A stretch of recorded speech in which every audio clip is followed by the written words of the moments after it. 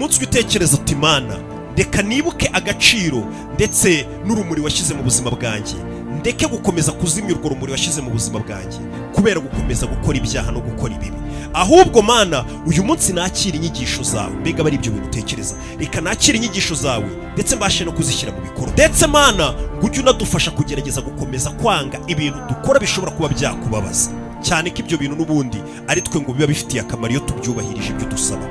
Ndetse ngo buri munsi Mana tujye tugerageza gukomeza kubaho mu buzima buhesha Imana icyubahiro, bwa buzima nyine ngo butari mu bwibone, cyane ko ngo ibyo byose byo gushaka kugira umurumba no kwishyira hejuru n'ubwibone ngo nibyo n'ubundi bizanira ikiremwa muntu kurimbuka cyangwa se kubaho kidafite amahoro, kuko cyarengereye kigakora biriya byose twatangiye tuvuga.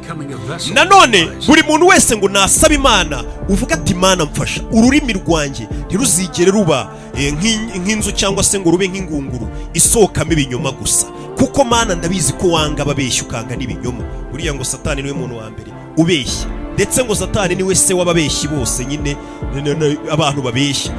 Nawe ngo buri mu kintu cyose uzajya ubwira Imana buri munsi cyangwa uri gusenga, ujye ubwira Imana ati mfasha runo rurimi wampaye kuko maze kumenya imbaraga z'amagambo ava mu kanwa kanjye.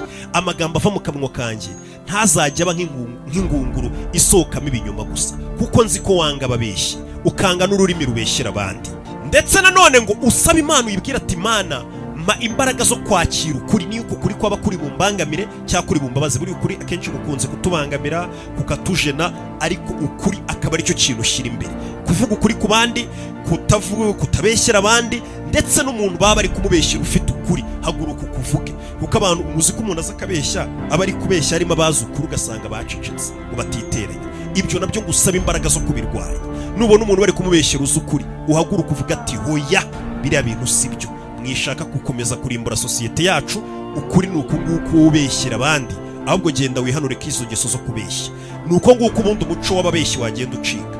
Ariko impamvu umuco w'ababeshyi udacika, abantu benshi babona umuntu ari kubeshya bagaceceka bakamwihorera kandi bazi ukuri, ahubwo bakumva ngo hahiye, ngo ni ibintu byiza nyine, kuko abantu buriya bafite ukuntu bakunda inkuru mbi nyine ibisa nk'iryoheye amatwi, ariko ngo ni ingaruka nyinshi muba muri kuzibona, muba muri no kurimbura sosiyete yayo. Ndetse ngo amagambo yawe usaba Imana ajya aba ari amagambo agaragaza icyubahiro cy'Imana, ayubahisha ku buryo n'Imana ibi urabizi Imana biri kutwumva ibyo tuvuga n'ibyo dukora, nayo nikubona ivuga ati ewana cyakoze ubundi ni ngiye ufite umwana mu isi ubasha kuvuga amagambo amesha icyubahiro nawe ubwo akiyubahisha. Ndetse nanone ugasaba ko ibiganza byawe Imana yabirinda kumena amaraso y'inzirakarengane, cyangwa se ukirinda guhohotera umuntu uwo ari we wese uzi ko uwo muntu yarari mu kuri.